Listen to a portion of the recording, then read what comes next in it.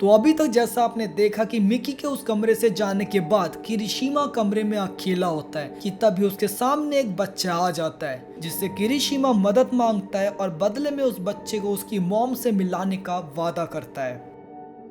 तो चैप्टर की शुरुआत होते ही हमें दिखाया जाता है कि किरिशिमा की सारी रस्सियों को उस बच्चे ने खोल दिया है, जिसके लिए किरिशिमा उस बच्चे को शुक्रिया भी करता है। मगर उस बच्चे को यहाँ पे किरिशिमा का शुक्रिया नहीं बल्कि अपनी मॉम से मिलना था। जिसके बाद किरिशिमा उस बच्चे से कहता है कि हाँ चलो तुम्हारी मॉम को ढूंढते हैं, मगर पहले मुझे कुछ कपड़े चाहिए होंगे, क्या तुम मुझे बता सकते हो कि मुझे कपड़े कहाँ पर मिलेंगे। जिसके जवाब में वो बच्चा हाँ में सर हिलाता है और उसके बाद किरिशिमा को उस गेम में वहां लेके चले जाता है जहाँ पे कई सारे लोग जो मर चुके हैं उनके कपड़े इकट्ठा करके रखे हुए थे। जिन कपड़ों को देख के किरिशिमा पहली ही बारी में समझ जाता है कि ये कपड़े उन लोगों से बिलोंग करते हैं जो इस गुफा में भटक कर आए थे। लेकिन तभी उन कपड़ों के बीच में किरिशिमा को एक बड़ा चाकू भी मिल जाता है और इस चाकू को देखकर किरिशिमा के चेहरे पर हल्की सी हंसी आ जाती है। इसके बाद वो उस बच्चे से पूछता है क्या तुम मुझे बता सकते हो कि तुम अपनी मॉम के साथ क्यों नहीं हो। और किरिशिमा उस बच्चे से कहता है कि वो राक्षस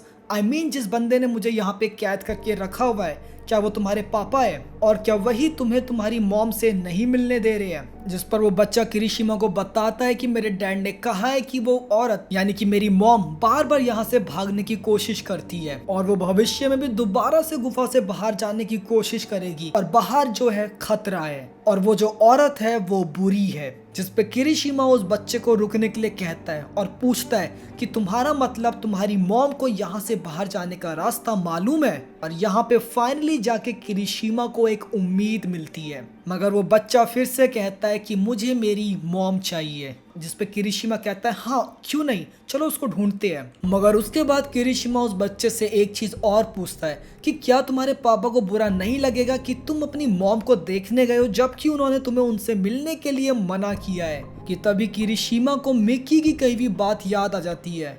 जिसके बाद वो उस बच्चे से कहता है कि तुम डरो नहीं, मेरे पास एक परफेक्ट सॉल्यूशन है। वो याद करता है कि कैसे मिकी ने कहा था कि वो अपनी सारी यादों को इसी गुफा में दफनाना चाहती है और मैं उसकी इस बात से बिल्कुल एग्री करता हूँ क्योंकि मैं सब कुछ यहाँ पे खत्म कर दूंगा। जिसके बाद वो उस बच्चे से कहता है कि तुम मुझे अपने फादर के पास लेके चलो। और इसके बाद हमें दोबारा से पास्ट का सीन दिखाया जाता है, वो दिन जब किरिशिमा और मिकी के बेटे का फ्यूनरल था और वहाँ पर आए लोग तरह तरह की बातें बना रहे थे। जिसमें से एक जना कहता है कि आखिर जून के साथ हुआ क्या था, तो उसका जवाब देते हुए दूसरा शख्स कहता है कि मैंने सुना है कि वो अपनी बालकोनी से गिर गया था। जिस पे पहला शख्स फिर से कहता है कि क्या तुम्हें पता है कि जब जून अपनी छत से गिरा था तब उसके पापा भी घर पर ही थे। और ये बात सुन के बाकी लोगों को वहाँ पे यकीन नहीं हो रहा था। और ऐसी बातें बनाते हुए एक शख्स कहता है कि किरिशिमा अपने काम के साथ बहुत ही ज्यादा बिजी रहता था और अपने बच्चे पे बिल्कुल भी ध्यान नहीं देता था और यहाँ तक कि उसने अपने बच्चे को अकेले ही कमरे में छोड़ दिया और बालकोनी का दरवाजा भी खुला छोड़ दिया। और वहाँ पर आए सभी लोग यही कह रहे थे कि इसमें किरिशिमा की ही गलती है और किरिशिमा सर झुकाए गुस्से में ये सारी बातें चुपचाप सुन रहा था। और थोड़ी देर बाद उसके फादर इन लॉ भी उसको सेम यही बात कहते हैं कि इस सब में तुम्हारी ही गलती है। वो किरिशिमा से कहते हैं कि ये सब कुछ होता ही नहीं अगर तुम जुन का अच्छे से ध्यान रख रहे होते। और वो यहाँ तक किरिशिमा को कह देते कि उन्होंने अपनी बेटी की तुमसे शादी कराकर ही सबसे बड़ी गलती करी, क्योंकि तुम्हारे जैसा इंसान जो बिना माँ बाप के हुआ है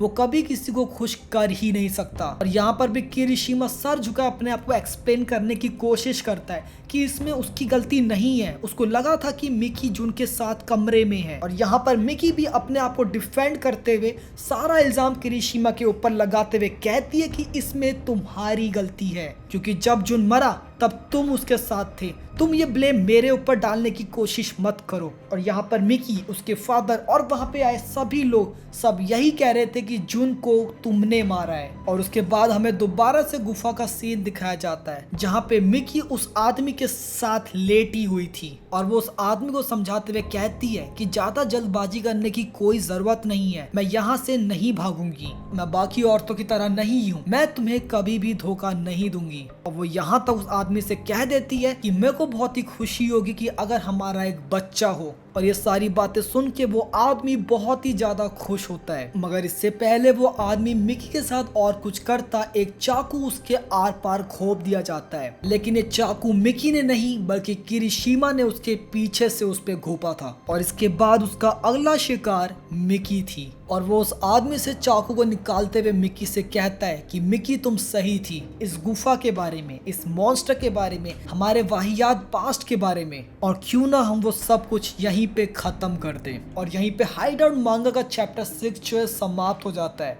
तो आज के लिए वीडियो में बस इतना ही। अगर वीडियो पसंद लाइक कर देना, चैनल में गए तो सब्सक्राइब जरूर करना। That's all for today, bye.